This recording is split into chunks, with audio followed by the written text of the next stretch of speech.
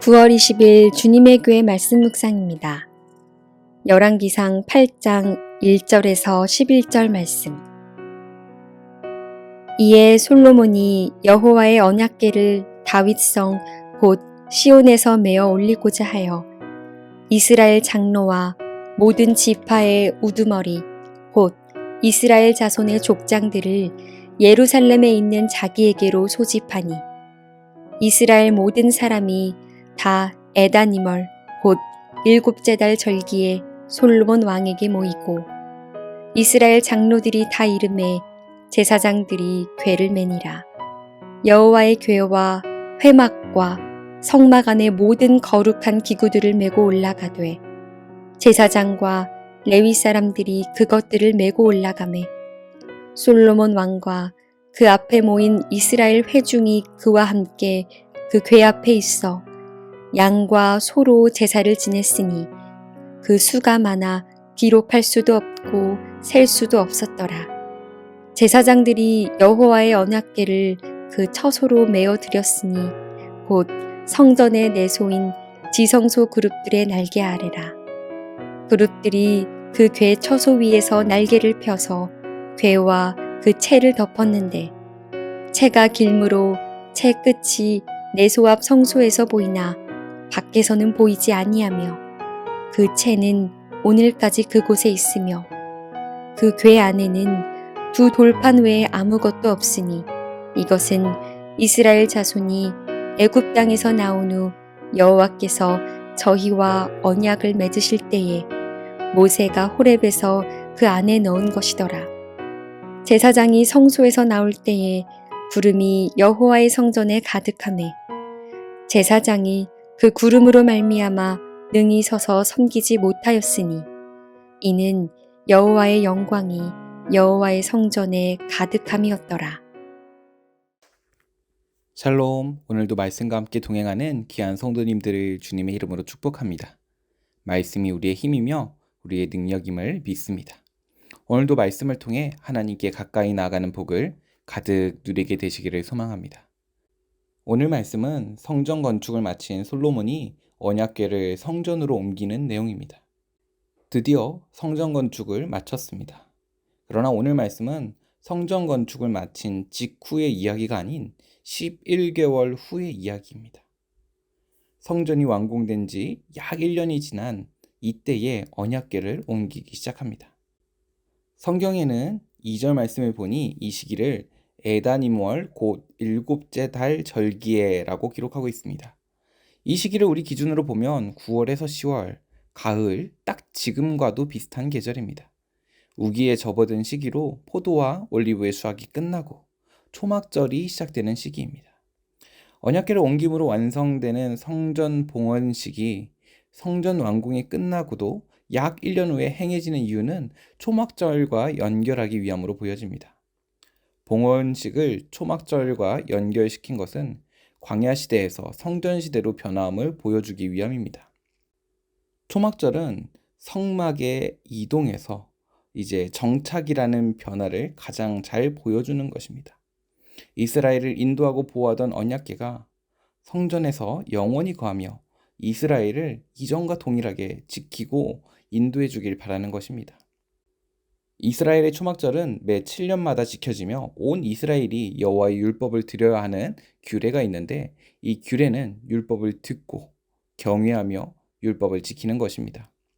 11개월을 기다린 오늘 성전 봉헌일이 448년째 곧 7년마다 지켜지는 초막절입니다.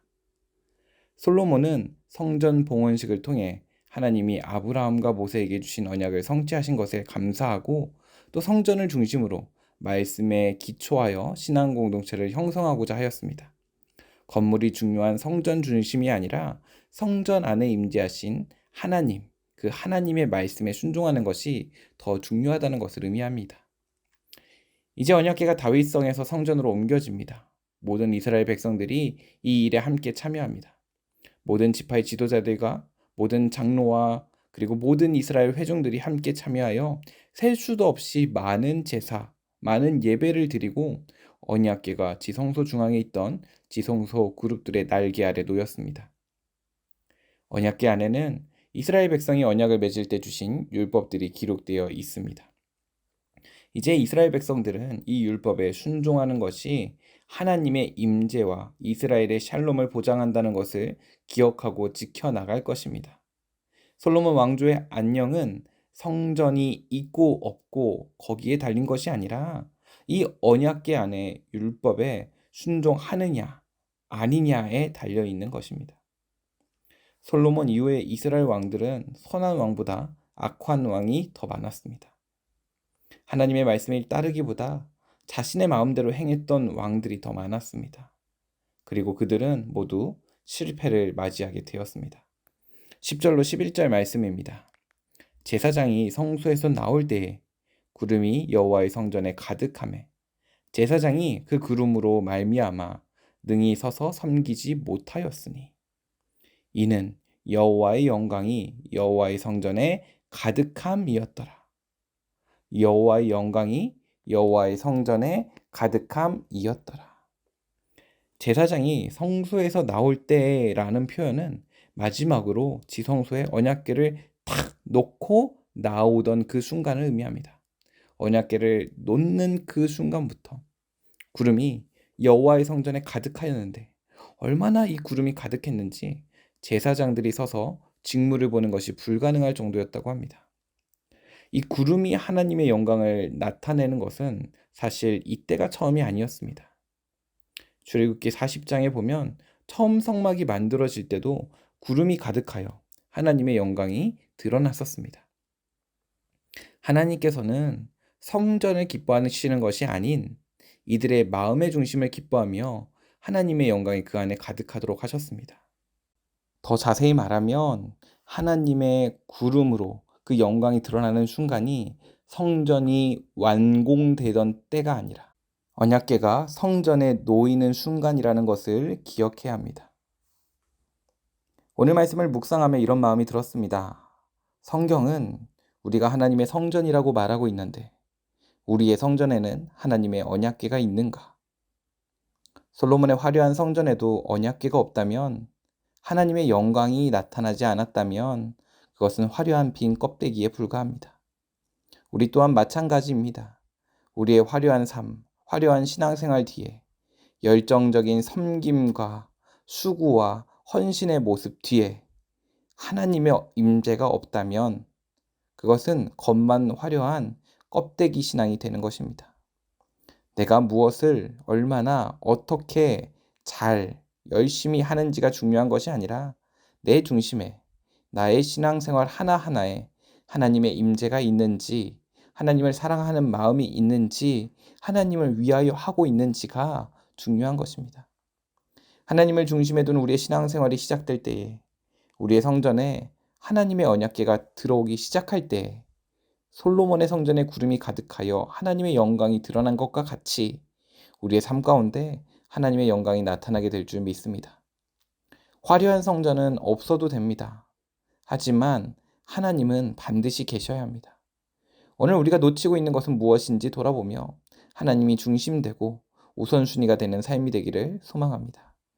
기도하겠습니다. 좋으신 하나님, 오늘도 하나님 앞에 나아갈 때 화려한 모습과 열정보다 내 마음의 중심에 예수 그리스도를 모시는 삶이 되게 하시고 나라는 성전에 예수 그리스도라는 언약궤가 들어와 하나님이 기뻐하시고 하나님의 영광이 드러나는 인생 되게 하여 주시옵소서.